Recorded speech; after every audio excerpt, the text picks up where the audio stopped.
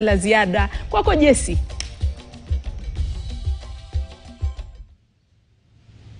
Well, good evening. My name is Jesse Rogers. We interrupt normal programming to bring you this live interview with the former Deputy President of the Republic of Kenya, Rigathi Gachagua. This interview coming in the backdrop of claims that have been made on public domain accusing Gachagua of soliciting up to 10 billion Kenya shillings. These claims come from the highest office in the land, none other than the head of state, President William Ruto, who has just concluded his 5-day development tour of the Mt.Kenya region. And this region is, of course, closely associated with the former Deputy President Rigathi Gachagua. Just to clear the air on this interview is at the request of the former Deputy President. So, Your Excellency, thank you for your time. Looking forward to a truthful and fruitful discussion. Thank you. Welcome, Rogers, and thank you for creating time to come and talk to me so that the people of Kenya can benefit from my reply to the very ridiculous claims made by President William Ruto in Sagana State Lodge next to my house and at the foot of Mount Kenya, on the edge of Hobe Forest. And I was under a lot of pressure from supporters and people who listened to him to respond immediately. And I just tweeted that pathological lying is a mental disorder. It's very sad that I have to spend time to respond to these very ridiculous accusations by the president. The president went to the mountain for a political tour. It's not a development tour the way you call it, because there's nothing he did. And if you go through wherever he went, he was just having rallies, relaunching projects that he had launched before, saying he's inspecting projects, he's not an engineer, he's not a quantity surveyor, he's not an architect, and making all manner of promises that he has made since he was elected as president. Let me spend a few minutes to respond to some of the things that he said in Sagana. Again, he had come to the mountain after almost 6 months of a lot of disquiet, and he needed to do some explanation. So he summoned all the vernacular stations to attempt to pacify the region that he had betrayed and to give a justification as to why he had betrayed the people of the mountain. Okay. These are people who had trusted him. These are people who supported him without an MOU. These are people who supported his presidency without a political party. These are people who believed in him, in all the things that he promised them. He betrayed them, he turned against them, he misused them. And he felt, of course, his advisors told him that he needed to set the tone and explain why he hounded me out of office, despite having promised the people of Kenya that he will never humiliate his deputy, he will never persecute his deputy. Okay. He even went beyond humiliation and persecution. He hounded me out of office. Okay. And he was asked a question as whether he is the one who impeached me.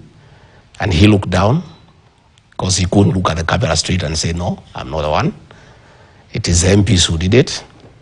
In fact, I tried to persuade them not to. They tried 2-3 times. And they said, if we don't impeach this man, we'll exchange his name with yours. It's all, of course, a lie. Everybody knows. His women rep in Uasin Gishu, both Sholei, publicly in his presence told him, Mr. President, what you say I do is what I do. You told me, Gachagua aende nyumbani, nikahakisha ameenda. When he rose to speak, he didn't deny. He just looked down. Everybody knows it's the worst kept secret in this country that he's the one who crafted the impeachment and bribed members of parliament at 500,000 each and senators at 10 million, bribed the mover of the motion, the Kibwezi West MP. He has been everywhere complaining he was shortchanged. He had been promised to be the chairman of the Budget and Appropriation Committee after successfully tabling the motion. And again, the president was saying that the MPs overruled him. It is common knowledge that those Mount Kenya MPs cannot overrule the president. They do whatever he wants. You remember when he told them to pass the finance bill. They went and passed the finance bill despite the fact that there was public outcry. And the members of public had serious problems with them. The day he changed his mind because of the Gen Z protests and said, we are doing away with the finance bill, they were clapping for him. They never argue with him. You remember again the Adani saga. They were defending the Adani saga, and the MPs were supporting him that Adani is a good thing. Okay. The day he changed his mind and said we are stopping Adani, the same MPs were clapping for him. So it is very hypocritical and dishonest for President William Ruto to claim that MPs disobeyed him. That having dealt with that, he said that he had me hounded out of office because I asked him for 10 billion. Before you even get to the 10 billion, because you've raised issues about members of parliament, who the president was on record mentioning that you actually bullied these members of parliament, that you told them if they do not kneel and submit, they will be shown the door and go home. That is also another lie. I'm not on record anyway. I'd like you to produce a clip where I told members of parliament to kneel before me. They cannot kneel before me. I'm not God.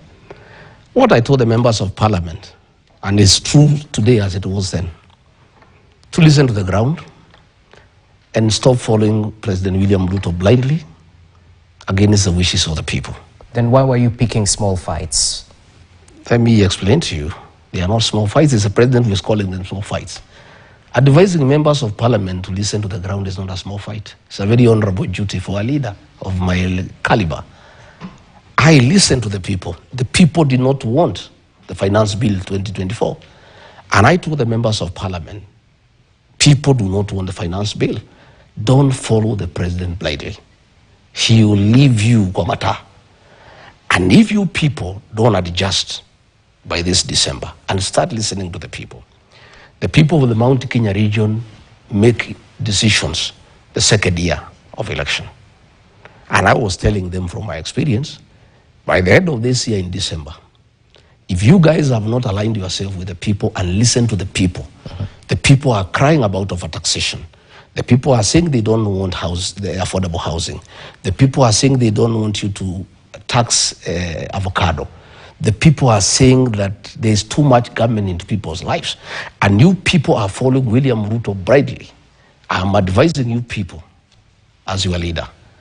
From what the Wananchi are telling me, if you don't adjust and listen to the people, you will find yourself in trouble come 2027. But it just wasn't MPs. According to the president, his PA Farouk Kibet received... I'll explain. I'll explain. Let me first deal with the 10 billion. President William Ruto is a master with deceit. And he's very good at driving narratives to suit what he wants. Between the year 2018 and 2022, he drove a narrative in the Mount Kenya region that Uhuru Kenyatta is incompetent, he's a drunkard, and he has ruined the economy and the country. But it's collective responsibility. You were right next to him. I'm just saying, I'm just saying, among the people he persuaded many people, I included, because he's very persuasive when he gets on a narrative. And he drove a narrative against Uhuru Kenyatta and recruited all of us, I included. I was among the leader of those who believed in what he told us, that Uhuru Kenyatta is a drunkard, is a useless leader, is a man who has messed this country, is a man who cannot be trusted to organize the succession. And we should despise him, we should hate him. And we listened to William Ruto and he persuaded us. 5 years down the line, Uhuru Kenyatta is gone. William Ruto, the one who said Uhuru is incompetent, has come on stage. The education system that was working when Uhuru Kenyatta was there is finished. Children at home. The health system has crumbled. People are overtaxed. Nothing is working in the country. Yet, at that time, he had persuaded us that Uhuru Kenyatta is an incompetent man, is a drunkard, is a leader not worth talking about. He came and persuaded us that our enemy as a region is Raila Odinga, who is a witch doctor. And since Uhuru Kenyatta has brought him, and Uhuru Kenyatta does not mean well for us, we should hate Uhuru Kenyatta and trust William Ruto to carry our destiny. We believed him. He's very good in driving narratives. So when he came to the mountain, he needed to drive a narrative against Rigathi Gachagua, thinking that the people are as gullible as they were then. And he was confident that if he could successfully drive a narrative against Uhuru Kenyatta when he was president, he could equally drive a narrative against Rigathi Gachagua. And he cobbled this narrative of 10 billion. The purpose was to show the people of the Mount Kenya region, this Gachagua guy is a very selfish man. So did you or did you not blackmail the president? Of course I did not blackmail the president, because if I did, Rogers, yes, it would have been accusation number 1 before the Senate. Impeachment. This impeachment was crafted by William Ruto. It was drafted by the National Intelligence Service and Professor Kindiki. And the president even had blackmailed him. Blackmail is a criminal offense. It should have been accusation number 1. It did not appear anywhere. Since October 18, the president has never talked about it until he came to the mountain. And the president had better make up his mind why he ordered me out of office. When he went to Western Kenya, he said he got rid of me because I was incompetent and tribal. He never told the people of Western Kenya asking for 10 billion. When he went to Northeastern Kenya, he said he got rid of me because I'm divisive and I don't like the unity of the country. When he went to Nyanza, he said that I am primitive, and corrupt. When he came to the mountain, he never said I'm tribal, because he cannot say that. He never said I'm incompetent, because he cannot do that. Okay. He said that I was asking for 10 billion. In fact, on Thursday morning, he met Madera women dancers. There is a group of 1,000 women that I put together to dance for Uhuru Kenyatta, and then I handed them out to William Ruto. Most of them are friends of my late mother. Others are women who have educated their children from Form 1 up to university. My friends. He met them and told them, huyu Rigathi wenu alikuwa anaitisha mimi bilioni 10. Na nikaona kuliko kule peke yake, nimfukuse hii pesa nigawe na nyinyi nyote. So leo mtakula hii pesa ningepatia Rigathi. Those women, he gave them each 8,000 shillings. That is 8 million shillings. And he gave another 2 million shillings towards the funeral of their cheerleader who has died. And the women called me and said, this man is a liar, because we know you. During the 2022 elections, Roger, William Ruto picked me as running mate because of my mobilization skills and my capacity to mobilize the resources. Everybody knows I'm not a poor man. I was in a lot of trouble with the fourth administration because of funding William Ruto. The fourth administration froze my accounts so that I stopped funding William Ruto.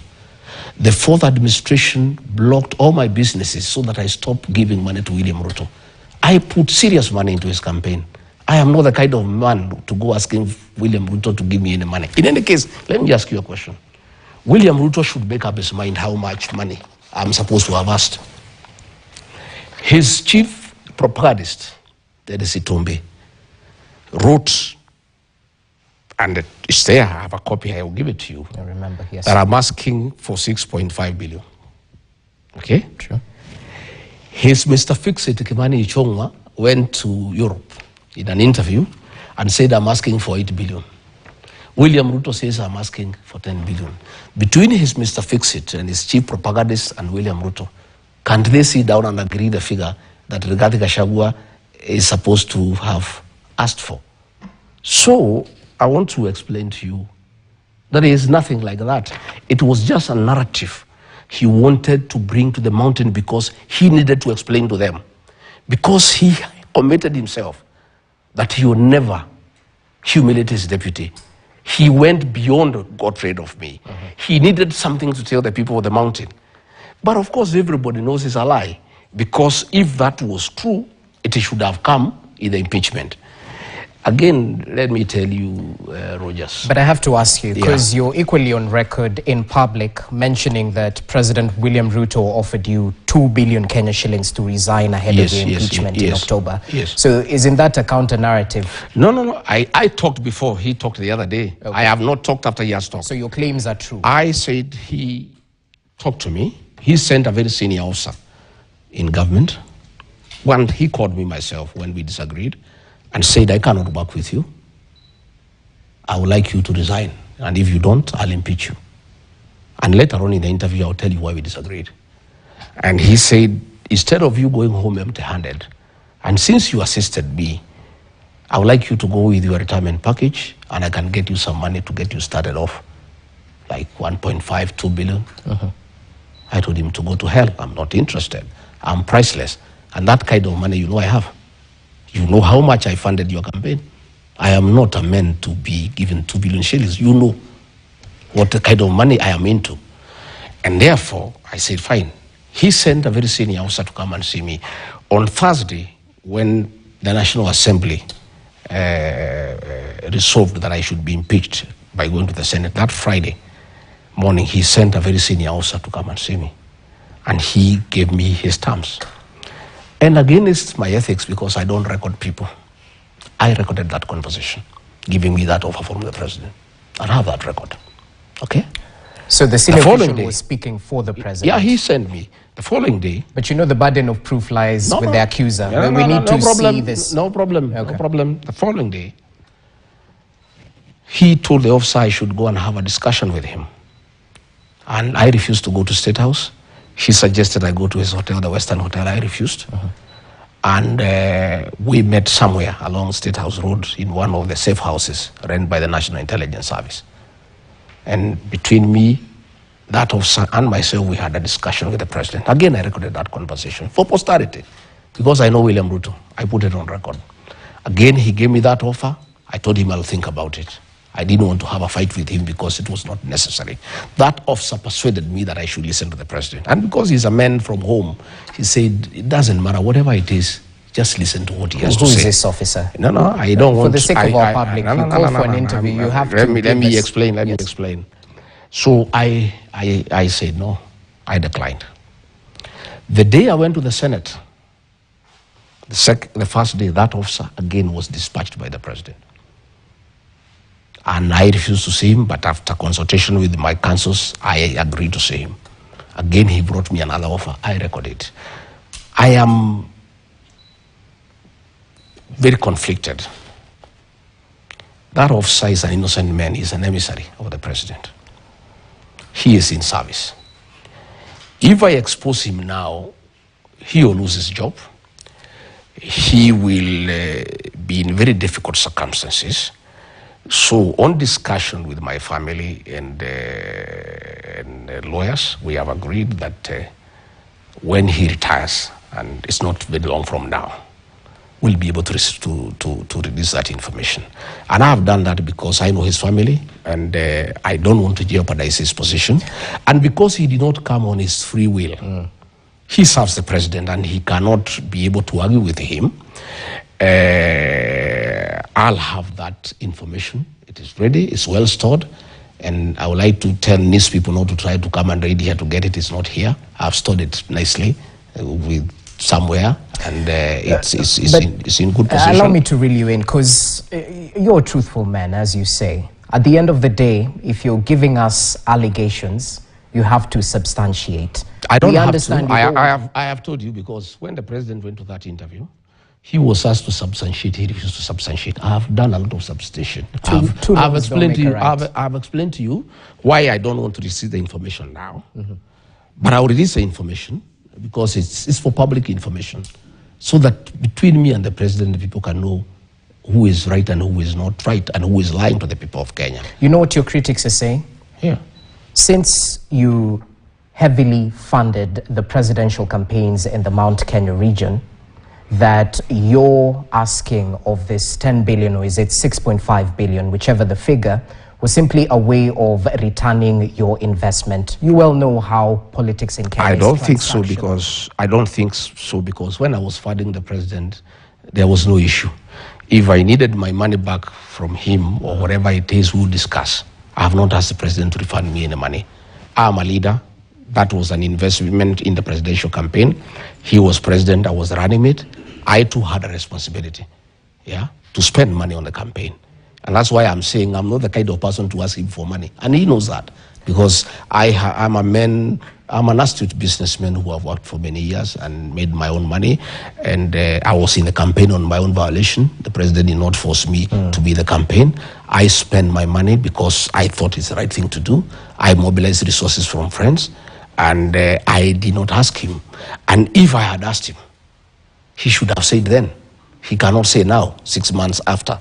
He would have called a meeting of UDA, the PG, put me to task and say, Rigathi here is asking me for this. He would have called some elders, some church people. He never did any of those things, because that is how you do those things. Okay. But myself, when he offered me an offer to resign, I talked about it. I did not waste time. I talked about it because that is the situation. But it's still a narrative. We'd like to substantiate this claim, sir. I have told you what I need to tell you. And the long and short of it all is that the president wanted to create a narrative with the mountain. And you see, these mountain people are looking at him very closely, because the things he said about me are not the things he is saying today. Okay? When he said I should be his running mate in Karen on May 15th, he had this to say. There were so many other instruments. I looked at many things. I looked at what was required of a deputy president.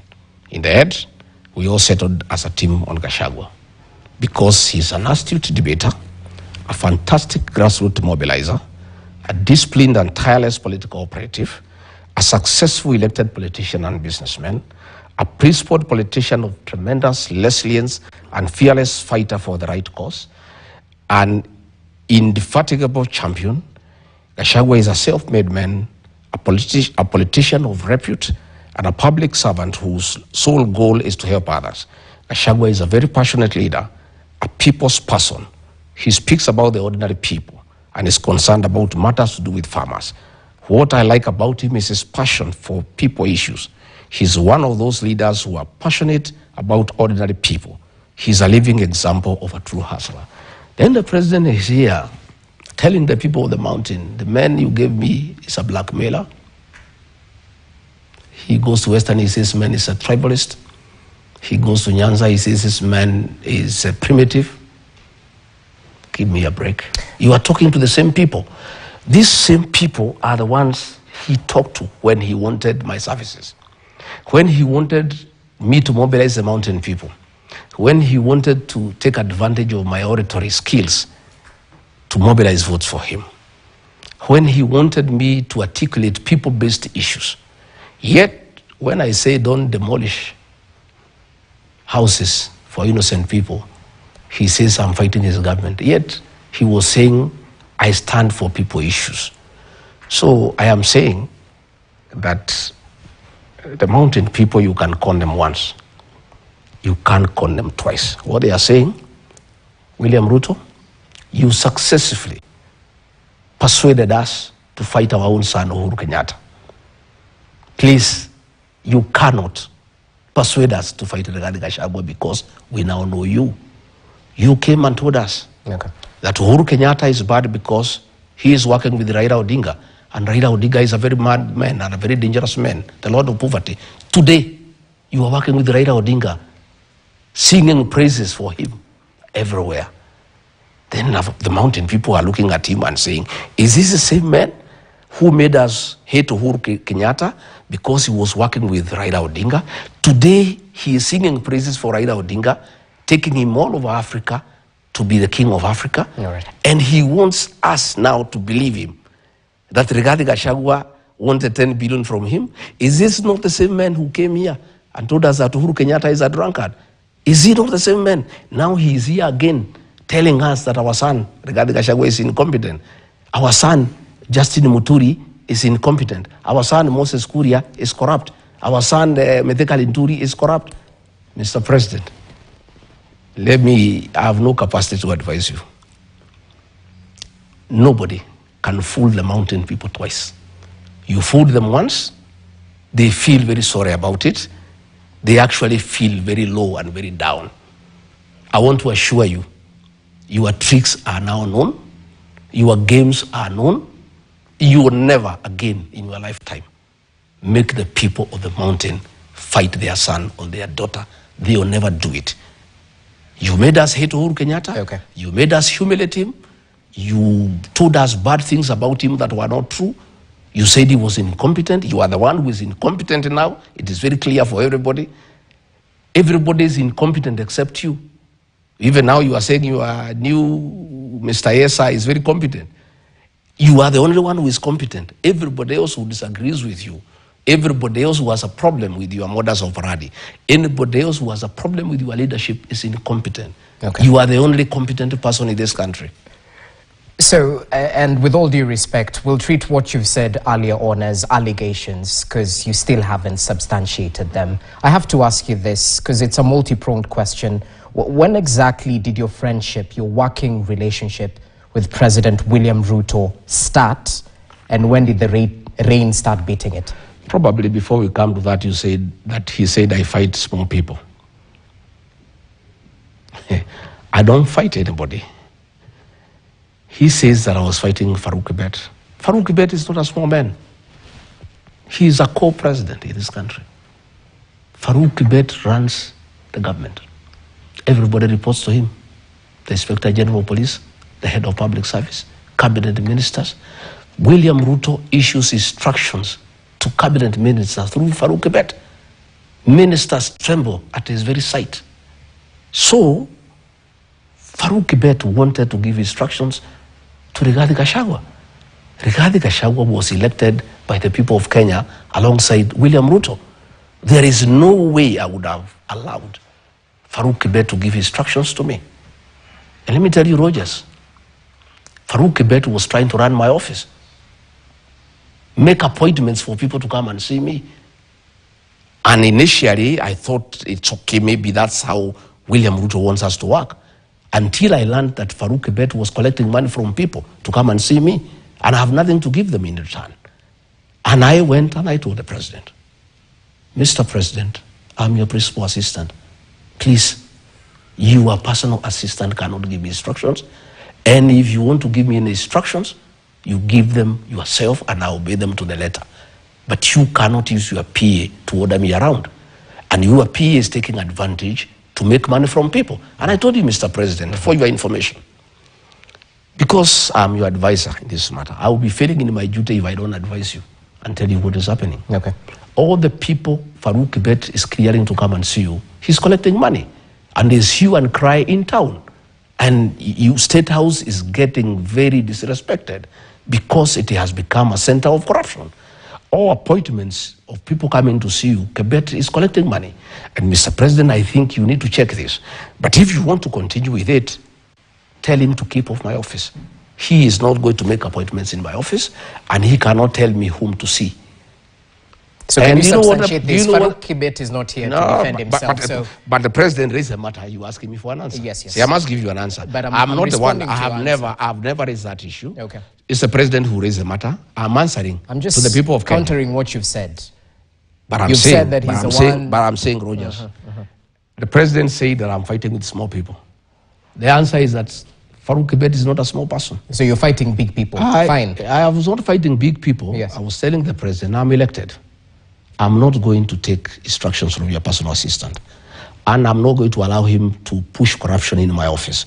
If you want him to practice corruption in your office, you can go ahead. But you just said he was collecting money for people to meet with you. I learned the few people he had asked me to see. Later on, I heard noise in town that people are going to see the deputy president. Farouk has collected money on his behalf and he's not doing anything for us. That is when I got alarmed. I faced Kibet and he told me off. He said, I must make money. Hii serikali tumetafuta mimi nimeumia na William Ruto miaka mingi. And actually when I talked to the president about Farouk Kibet, he said, wewe achana na Farouk atafute pesa kidogo ya kukula bana. Hii mtu ameumia na mimi miaka mingi, akipata hapa kidogo kidogo yuko makosa gani?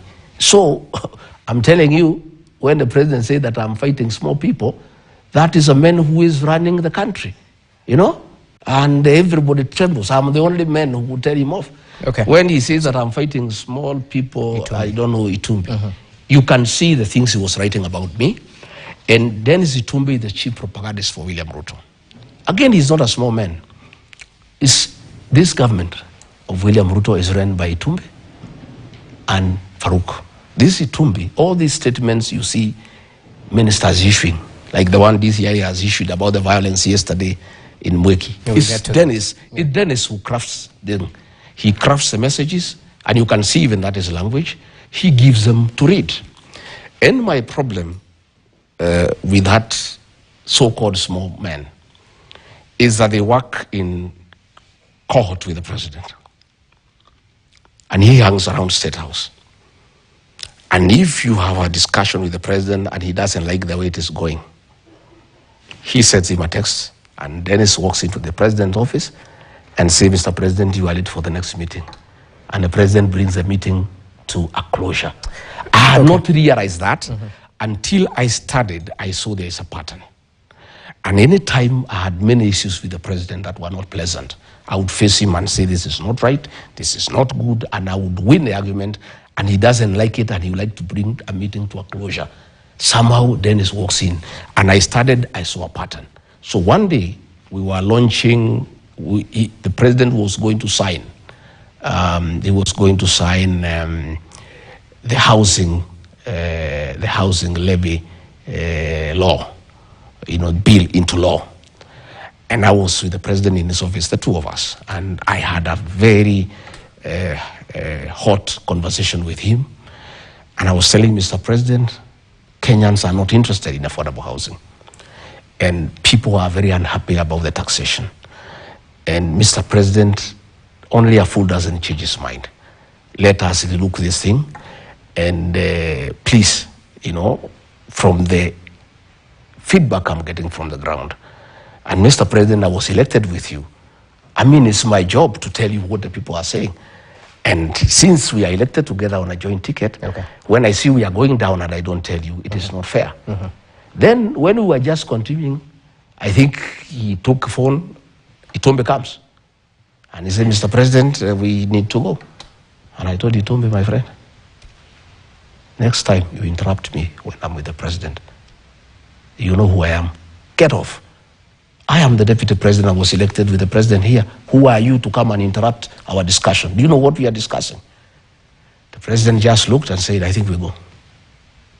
Okay? So that is how I raised that issue. And I told him, Mr. President, how do you get these people to come and interrupt a meeting with your deputy all the time? So that those are the issues he was saying. Well noted. I was fighting with small people. Just to take you back briefly, because we're stuck of time, how much did you fund President William Ruto's campaigns? No, I will not go into that. It's not necessary. I don't think I need to go into the details, because I was also a candidate. I did not necessarily fund William Ruto. I funded the campaign because I was part of the campaign. And I don't think I need to go into those details. Then tell me this, when did the rain start beating your friendship? When exactly? It's not friendship, Lily, but we went into a covenant with the president. And the president was here many times, here in this house, down, beaten, harassed, frustrated, and he would come here for comfort. And my wife would pray for him, and we went a long journey from 2018 all the way to 2022. And I believed him and I trusted him. And since I'm a man of honor, I took his word for what it was. And we agreed many things, but we never wrote anything down. And that is a mistake that I made, that I regret today. And my community, the Mount Kenya people, regret today. But they have forgiven me, because William Ruto is very deceptive. To deceive Rigathi Gachagua is nothing, because he deceived bishops, reverends, pastors, everybody, all of us, our whole community, a very respectable community were deceived by one man. So I fell for it, and we agreed many things. And I went into it blindly. But as soon as we came in, the man changed. completely.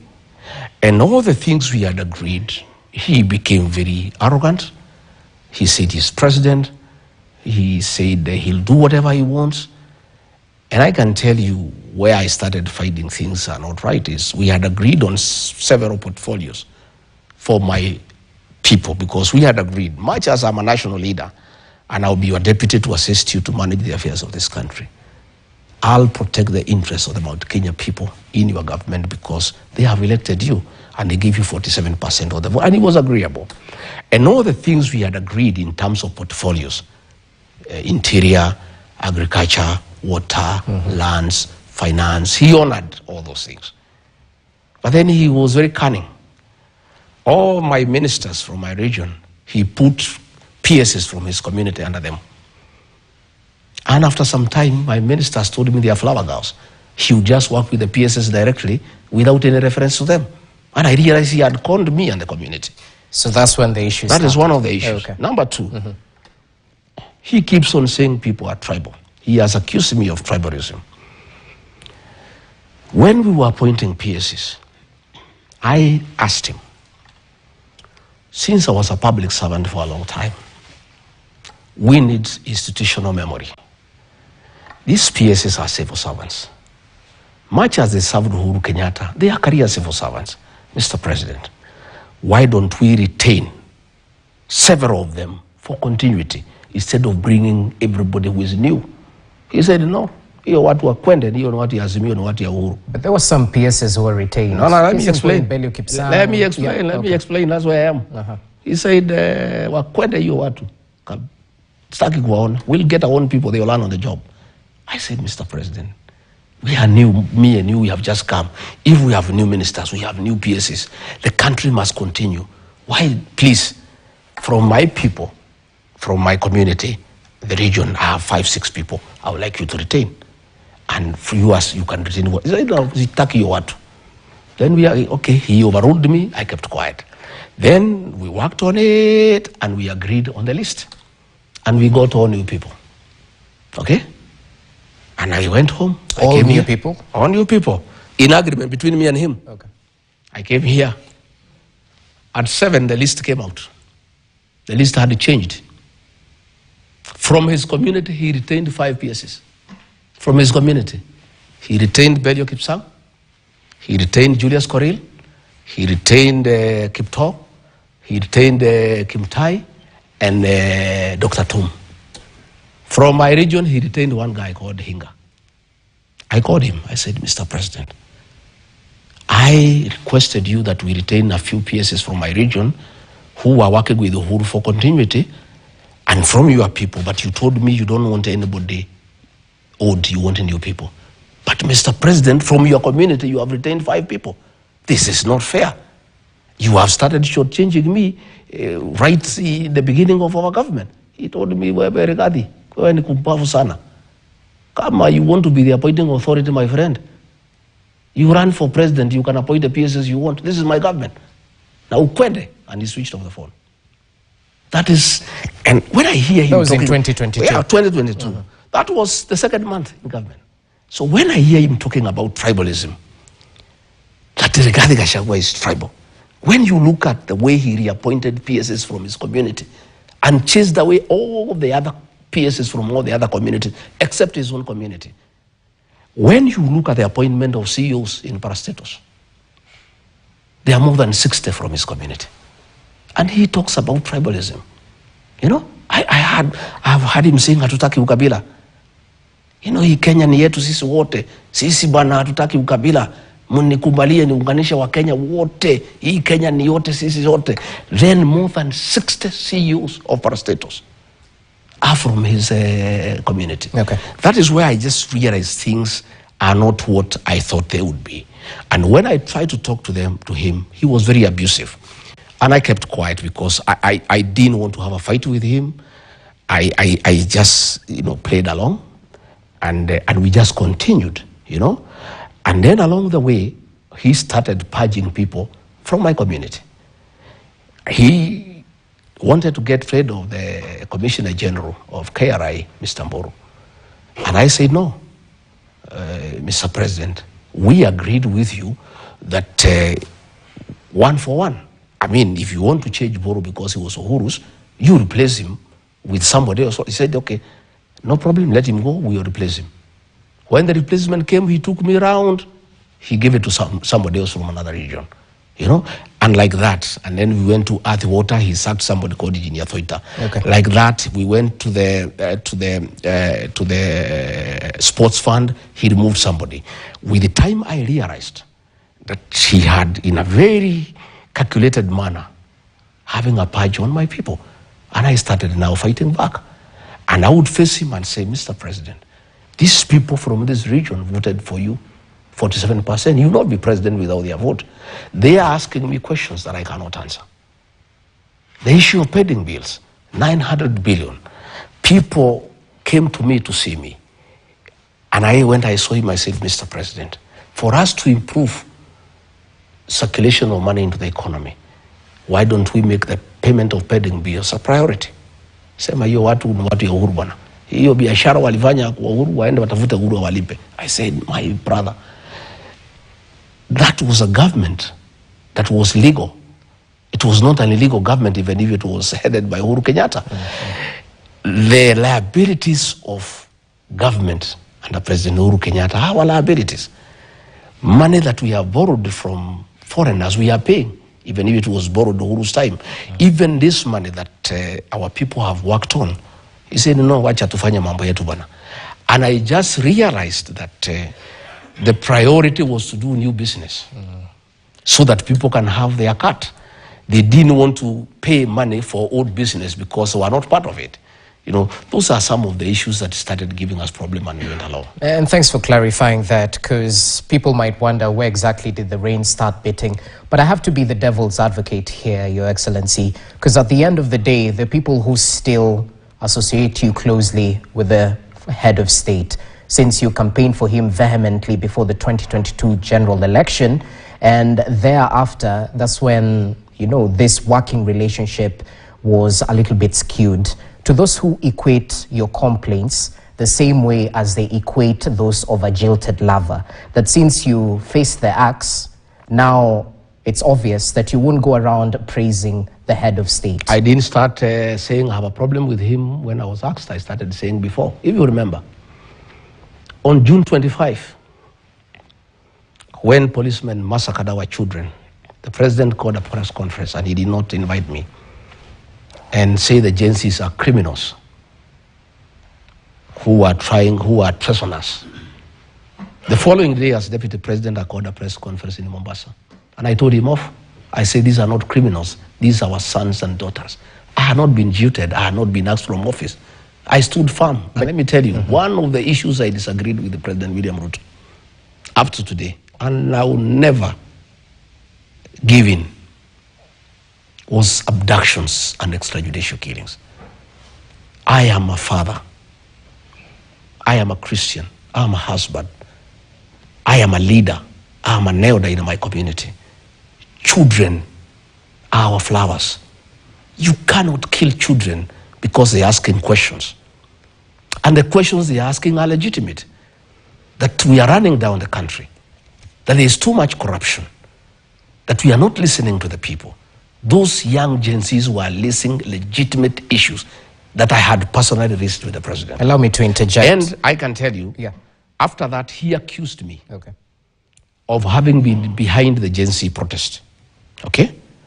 And I said I was not behind the Gen Z's protest, but I associated myself with what they were saying despite being deputy president. So you cannot sit here and tell me that I have started raising these issues, you know, because we disagreed or because I left. You remember, in the Senate, there was an accusation against me that I had opposed evictions of people from Nairobi River. I raised that issue when I was deputy president. True. There was an accusation that I rejected the haphazard relocation of traders from Wakulima Market. I started disagreeing with the president a year ago. Our disagreement around October was the culmination of a whole year of total disagreement. Okay, but I'll have to voice what critics say. At the end of the day, Weren't lives lost during the 2023 Azimio protests? Did you speak vehemently against No, that time, the first 1 year. The first 1 year. Briefly, as we take a break, yes. The first 1 year, I believed in the president. And you heard him excuse me that I was not defending government programs. Wewe kushasikia Rigathi akienda kwa TV kutetea housing program. Wewe umesikia Rigathi akienda kutetea education model. The first 1 year nilikuwa naenda, and there are clips, until I realized the affordable housing is a fraud. It's a business venture between the president and DEFCI to sell cement, to sell steel, to sell mabati. I stopped defending it. Well, DEFCI is not here to defend No, he's themselves. not here, but I'm just saying. Okay. And I stopped defending it. And even the president tried to tell me to go to TV to defend the housing program. I told him I'll not go. When I learned the university model is not working, and it was very unpopular with the students and parents, I refused to go. So he wanted me to go and defend Adani, which is corruption. I refused to go and defend. He wanted me to go and defend Shah. Okay. And it's corruption. I refused. But you know, my and question, I am saying. allow me to ask you. Yes. Because my question is centered on the 2023 Azimio protests. Did abductions start in 2024? They started in 2024. They started in 2024? Yeah. The real abductions, and I can tell you. There's no fake abductions. No, I'm just telling you, when it became clear to me, is when 101 officers from the administration police, okay, on the authority of the president, were transferred to the National Intelligence Service and given very extensive training, is when we started getting people complaining that people are disappearing. And I went into it, and I started seeing signs that are not good signs. And I faced the president more than 3 times. And he feigned ignorance. But when I came to check, I found he knew what is going on.